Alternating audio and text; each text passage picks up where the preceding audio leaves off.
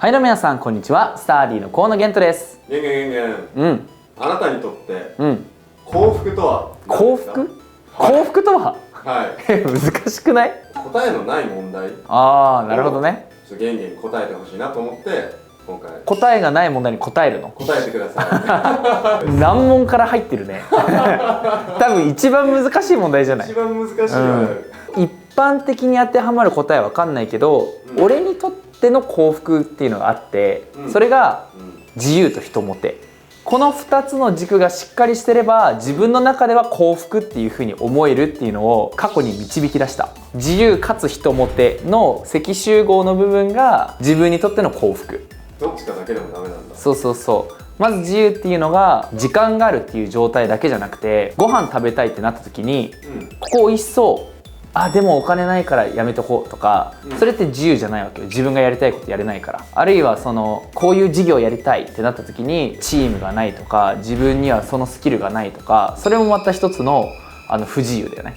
だから今例えば俺ってさ、ボクシングの練習してるじゃん。めっちゃ自由じゃない？自分がボクシングしたいって思った時にボクシングの練習できてるっていう時点で自由だよね。普通に社会人してたら、資格取ろうって思ってもなかなか時間取れへんかったね。そう社会人で会計士の資格取りたい、でもなかなかそこを専念できないみたいな人もよく聞くから、そういう意味ではもう本当自由にできてるなっていうふうに思うね。あとは人モテの方は別に女の子にモテるとかっていうのはどうでもよくて。あ、本当ですか？どうでもいいは語弊あるか。そっちというよりかは、もう男女問わずゲンゲンっていい人だよねって思ってもらえればいいなっていう。それこそ YouTube で教育とか発信してるわけじゃん。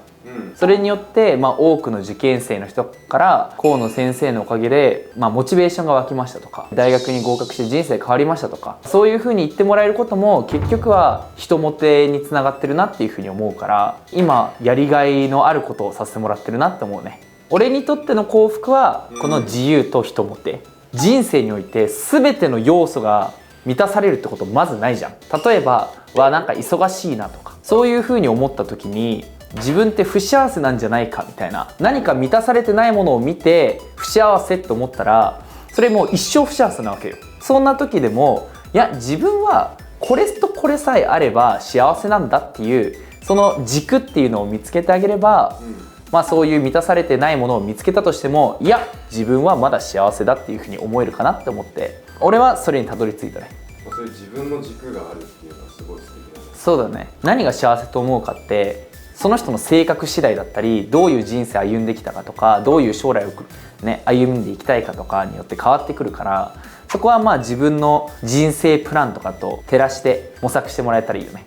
いや1問目から難しくない？結構飛ばしたね。飛ばした。次はでもそんなに難しくないかも。無人島に一つ持っていくとしたら何を持っていくんですか？これも難しいよ。脱出用飛行機とかはなし？飛行機はそれはなしですね。なしか、はい。脱出することは考えずにってことか。そうですね。なんか正直武器とかって自分で作ろうと思えば作れるわけじゃん。いや俺多分アルバムかも。アルバム？めっちゃだからこれまで撮ってきた写真を大量に印刷してアルバム化して持っていくかも。それこそさ、衣食住とかってその場でどうにでもできるじゃん。もう胃の中に入ってる一緒だと。どうにでもできるものを一つに選んだらなんかもったいないというか、だったらもうどうしようもできないものっていうものを持っていくときにやっぱ思い出なんじゃないかなと思って、こういう人とこういうことしてきたなみたいな思い出の方が大事かも。無人島で10年ぐらい過ごしてる中で、絶対そういう時間にぶち当たると思うんだよね。孤独な時間ね。逆にアルバム持ってったら孤独になるかな、思い出しちゃって。どっちだろう。可能性はあるね。どっちに転ぶか分かんないけど、もしアルバム持ってって、これ人との関わりやっぱ思い出してちょっと憂鬱になるわと思ったら、燃やせばいいもんね。続きまして、もしタイムマシーンがあったらいつに飛びますか？まず過去か未来かって難しいよね。そうだね。大きくまず2つだね。いやでも過去だな。未来だと正直自分が置いてかれてるわけじゃん、常識から。なんか生きづらそあこの人古臭い人間だなって思われ続けるわけじゃん。まあそうだったら何百年も前に戻ってそこで例えば微積文学とか確立する人になるで歴史に名を残す。なるほどね、例えばラマヌジャンってさ突拍子もない発想で当時導かれてなかった公式を次から次に生み出した人いるわけだけどさ、そういう人になるかな。相対性理論とかさ、普通に考えたらありえないじゃん。まあ、加速度が持ってる人と加速度ない人の時間の進みが違うっておかしいわけよ。それをどういう風に発見したのかっていう実験も知ってるわけじゃん。その実験を再現してこの人は神の子だって思われるっていう自分の人生の中の過去とか、あで考える人がなんか多そうかなって思って。あ、なるほど。高校生の頃に戻りたいみたいな。あ、そうそうそうそう。それで言うとね、あんま別に自分の人生やり直したいって思わってないからかも。細かく見ていけば何個かもちろんあるとは思うんだけど、わざわざそこを戻って正したいとは思ってなくて、結果なんかこう紆余曲折あってその中で今の人生にたどり着いてるわけじゃん。もしかしたらあそこの分岐がこうなっただけで今知り合ってる人と知り合ってないかもしれないし、今こうやって YouTube 撮ってないかもしれないし、何が起こるか分かんないから怖いよね。人生変えちゃうの。この人生でいいのにって思う。じゃあ続いての質問です。はい。 P not イコール NP ですか？分かりません未解決問題ね現状答えがない問題ってことね。そうですね。じゃあズバリ not イコールです。これね、証明された後にこの動画が伝説になるかもしれない。じゃあそれでは最後の質問です。はい。あなたにとって人生とは？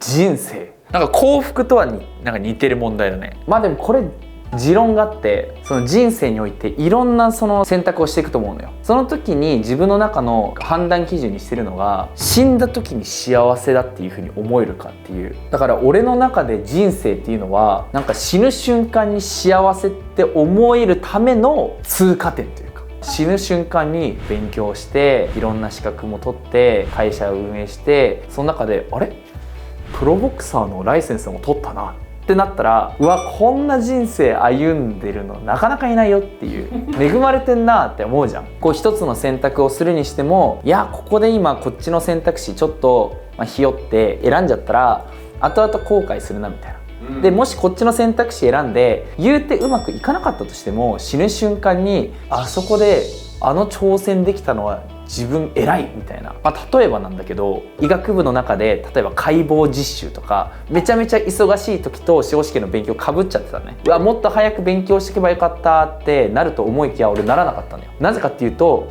大学 1,2 年生のうちは遊ぼうって決めてたのね。その理由っていうのが、社会人になった後はどうせ真面目に働くだろうなって思ってたから、社会人になった後真面目になるんだったら大学生にしかできない遊びっていうところを全力でちょっとやってみようみたいな、そういう思想のもとで大学 1,2 年生遊んでたから、大学 3,4 年生の時にツケが回って司法試験忙しいってなったとしてもなんか後悔しないんだよね。あの時はあの時でこういう自分の信念があって遊んでたわけだから、勉強しとけばよかったって思うことは絶対ないなっていう。で俺はそれを何に基づいて考えてるかって言ったら、死ぬ直前に自分はいい人生だったって思えるかどうかっていうので選んでるね。その人生観がなんか自分の中で確立された瞬間というみたいな。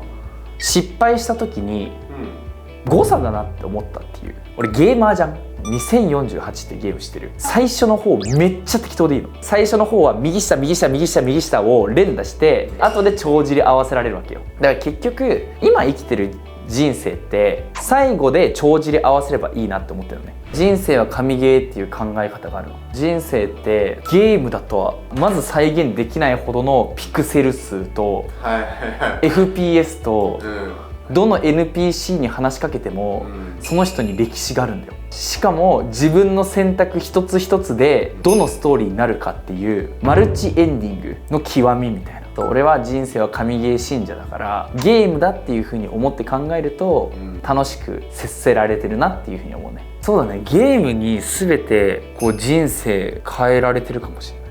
今がどうであれ後で帳尻合わせできるからこれ2048プレイヤーの俺が言うから間違いない。こういう時間は面白かった。面白かったよ結構多分ね俺こういうことをこねくり回すの好きなんだよ。自分の中の幸福ってなんだろうって温泉に浸かりながら考える人だよ。幸福の基準ってどこに置けばいいんだろうなって考えて自由と人もてっていうのを思いついたぐらいの人だから、そういうの好き。哲学者になっちゃおうかなということで今回答えのない問題に僕なりのね答えを出してきたわけなんですけど、こういったね問題に対して一度は考えてみることで、僕は人生豊かになったなっていうふうに思うので、皆さんも是非これを機に一度は考えてみてはいかがでしょうか。これからも答えがあるないにかかわらずいろんなね問題に答えていこうと思うので、是非チャンネル登録の方よろしくお願いします。ということでまた次回の動画でお会いしましょう。